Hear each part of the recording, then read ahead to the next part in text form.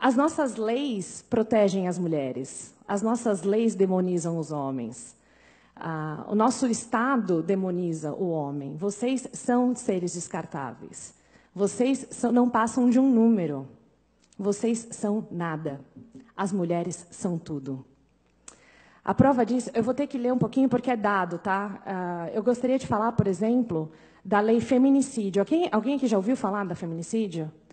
Eu vou falar, então. Tudo bem? O feminicídio nada mais é do que uma lei que coloca um agravante ao crime cometido contra uma mulher. Porque, aparentemente, a mulher não é ser humano. Ela precisa de um tratamento especial, além do que já está na nossa lei, que, na verdade, a nossa Constituição diz que somos todos iguais perante a lei. Menos se você for uma mulher. Você é melhor se você for uma mulher. Mas vamos lá. O feminicídio é o seguinte, é uma lei que diz que o assassinato de uma mulher é pior do que o assassinato de um homem, simplesmente por ela ser mulher. Então, são os assassinatos discriminatórios contra a mulher e elas passam a ser hediondos. Se você for ler algumas juízas falando sobre o assunto, eu tenho vontade de chorar, porque elas realmente acreditam que as mulheres são mortas porque são mulheres, mas os homens não.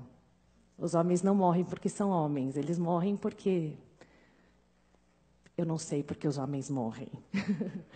Mas a ideia existe uma lei que defende as mulheres, ou melhor, que pune mais o homem que comete o crime contra uma mulher. E eu falo isso porque não é qualquer pessoa que comete o crime contra uma mulher, tem que ser um homem. Então, o vilão da história sempre é o homem. Se não for, a gente não conversa sobre o assunto. A gente tem que ignorar as estatísticas que comprovam, por exemplo, que em relacionamentos entre lésbicas a violência é maior do que entre relacionamentos heterossexuais. A gente ignora esse número, porque ele não condiz com a nossa agenda feminista.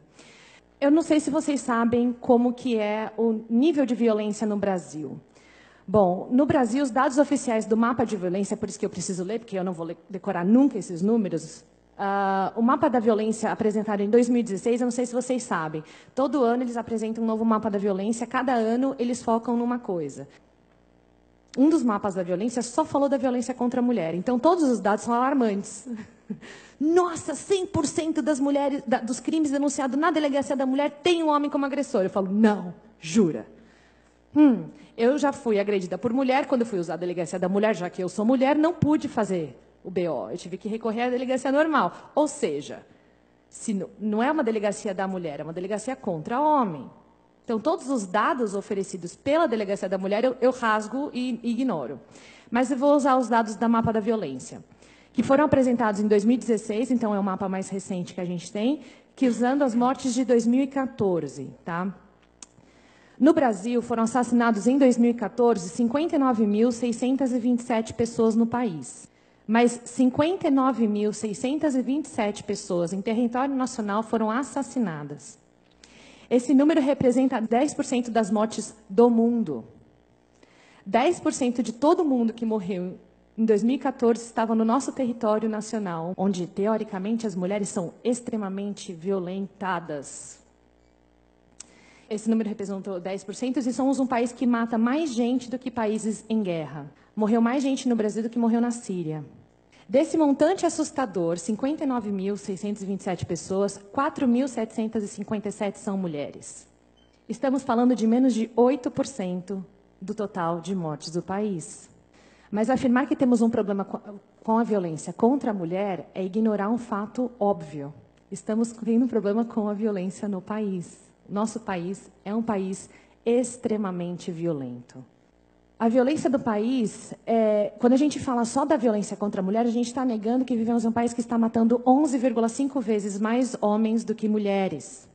Usando as mesmas pesquisas, temos 92% dos homicídios cometidos contra homens e 8% contra mulheres. As pesquisas afirmam que 40% dos homicídios contra as mulheres foram causados por seus parceiros homens. 40%, é um número grande, né? Mas é 40% de 4.757. E também, dentro dessa pesquisa, mostra que 6% das mortes cometidas contra homens, os crimes cometidos contra homens, 6% eram por parceiras desses homens. Mas, aí você fala, nossa, então morre muito mais mulher na mão de homem do que homem na mão de mulher. Não. Vamos olhar atentamente os dados oficiais. 40% de 4.757, dá um total de 1.902 mulheres. Então, 1.902 mulheres no ano de 2014 foram mortas por seus parceiros. Se for parceira, não entra na conta. Fica a dica.